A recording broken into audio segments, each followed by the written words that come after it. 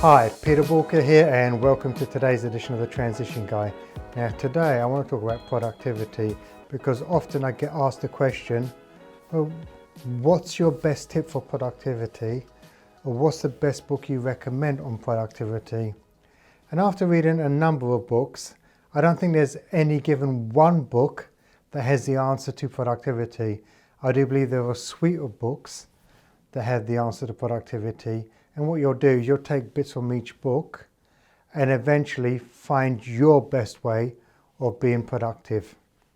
Now for me, today I'm going to share with you my 5 top books that I think are highly helpful and really, if used correctly, can not only help you with your productivity, but more importantly with the productivity of your team.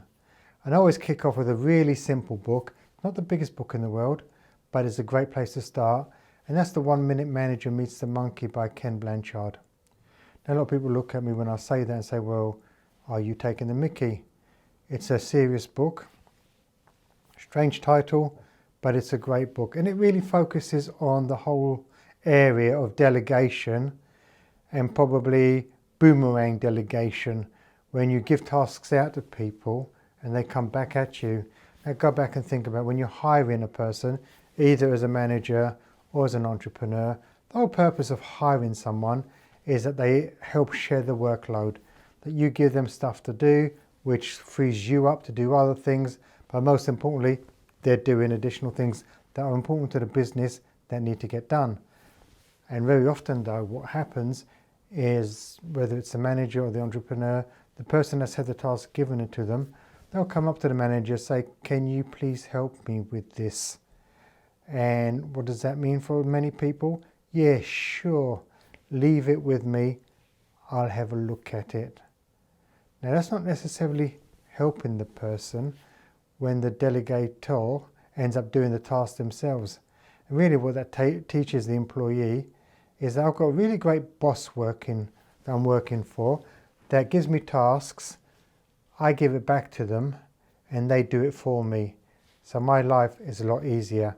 So really what this book looks at is actually saying, when you're delegating tasks, how to prevent them coming back at you and how to get the person that you've given the task to actually getting that task done.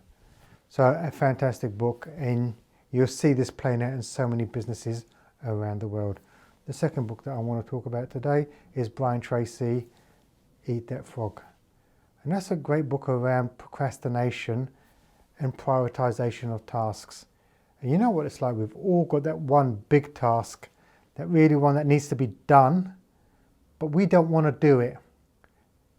So what do? We go out there and we find other tasks to do. So we kind of proactively avoid the main task, but we go and we do everything else.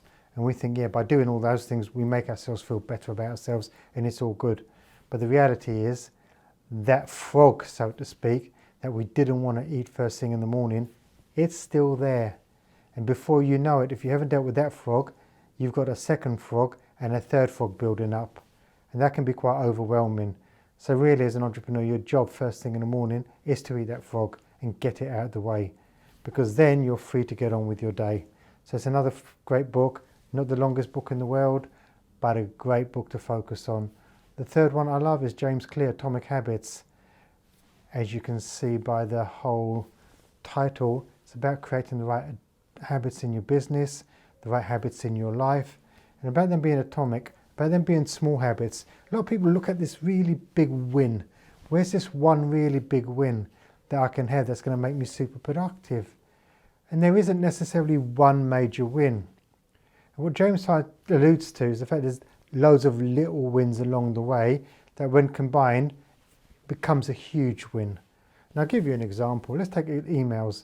So many people live their life in distraction mode.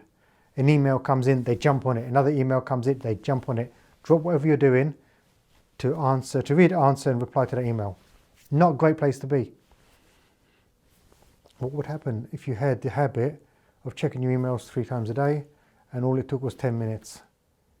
You wouldn't be distracted, you wouldn't be sort of waiting for that next email. You'd be able to focus on the important things in your day that need to also get get done, but also needs your attention. So yeah, it's about creating the habits. And what I like about Vern Harnish came up with a phrase, routine sets you free. And it's so right. With James's book, it helps build routine in your business and in your life, making things a lot more manageable. Then you've got the fourth book, Stephen Covey's 7 Habits of Highly Effective People. And really what I want to talk to you about is habit number 3. First things first, how to prioritize, how to put things in the right box and focus on where you're spending your time. Are you spending your time in the right quadrants, or are you getting yourself dragged into the wrong quadrants that will not have an impact really on your business and take you out of position? So I love that book. It talks about the 4 quadrants: demand, direction, distraction, delusion, and how you can take steps to manage them. So if you've never read that book, read it, but focus on habit number 3 if productivity is your main aim. And then the final book is David Allen's Getting Things Done. Now this book's slightly different because it's a framework on productivity, helping you better manage both your work life and getting that balance with your home life. And for many people, they need a framework for productivity. And the reality is, we never get taught this at school. If anything, at school, our time is managed for us. At this time, you're in this lesson. At that time, you're in that lesson. You've got lunch here, you've got break there. And when you're in the lesson, we will dictate to you how you spend your time. So you're never taught the pure essence of self-management. And you can see that often reflected in the way that people do their homework. Now, if you were anything like me and it came to homework time, I would get my piece of homework and I would leave it to probably Sunday evening, where I'd be burning the midnight oil trying to get my homework done and rushing through it, because I never wanted to eat that frog during the week. I thought, let me put off today what I can do tomorrow. It's just that when tomorrow came, it made me very miserable. So when you're looking at David Allen stuff, it's about sort of creating that framework to take away that overwhelm, to make things a lot more manageable. So actually, you're not paralyzed by fear or paralyzed by the amount of work you need to do.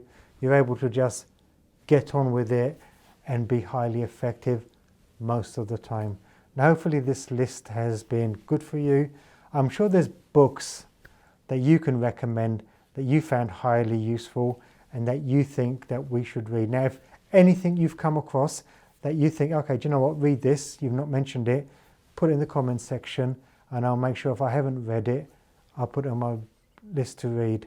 Now, if you enjoyed today's episode, please like it, subscribe so you don't miss future episodes, and share it with others so they can also benefit from it. If you've got any questions around productivity, you want to look at it in more detail, head over to walker.com and get in touch. And always remember that failing to learn is learning to fail. Please stay safe.